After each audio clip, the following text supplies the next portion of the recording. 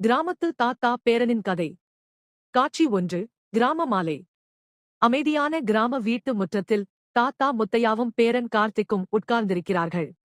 தாத்தா பேரனை மடியில் போட்டு விக்ரமாதித்தன் கதைகளையும் திருக்குறளையும் சொல்கிறார். கார்த்திக் கண்கள் விரித்து கேட்கிறான். தாத்தா, நீ எப்போதும் என் கூட இருப்பாயா என்று கேட்கிறான். தாத்தா கண்ணீர் துளித்து தடவிக் கொடுக்கிறார். காட்சி 2. பிரிவு மற்றும் தனிமை. கார்த்திக் வளர்ந்து நகரத்தில் படித்து முடித்து வேலைக்கும் போகிறான். தாத்தா கிராம வீட்டில் முற்றத்தில் தனியாக உட்கார்ந்து பேரனின் நினைவுகளில் ஆழ்ந்திருக்கிறார்.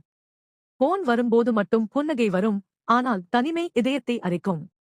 காட்சி 3. அவசரமான திரும்புதல், மீண்டும் சந்திப்பு. திடீர் போன். தாத்தா மிகவும் நோய்வாய்ப்பட்டிருக்கிறார். கார்த்திக் எல்லாவற்றையும் தள்ளிவிட்டு ஓடோடி வீட்டுக்கு வருகிறான். தாத்தாவை பார்த்ததும் கண்ணீர் வழிய அழுது கையை பிடித்து, தாத்தா, நான் வந்தாச்சு, மன்னிச்சுக்கோ என்று தேம்புகிறான். காட்சி 4. இறுதி தருணம், விடைபெறுதல். தாத்தா படுக்கையில் பலவீன சிரிப்புடன் கார்த்திக்கிடம் ஒரு கதை கேட்கிறார். கார்த்திக் தாத்தா மடியில் தலை வைத்து அவர் சொல்லித்தந்த கதையே சொல்கிறான். தாத்தா கையை இறுகப் பிடித்து, என் அன்பு என்றும் உன்னோடு என்று சொல்லி அமைதியாக கண்களை மூடுகிறார். காட்சி 5. நினைவுகளில் வாழும் அன்பு. கார்த்திக் இப்போது தன் குழந்தைகளுக்கு தாத்தா சொல்லித்தந்த அதே கதைகளைச் சொல்கிறான். கதை சொல்லும்போது கண்ணீர் வரும், தாத்தாவின் அன்பு அங்கு உயிரோடு வாழ்கிறது.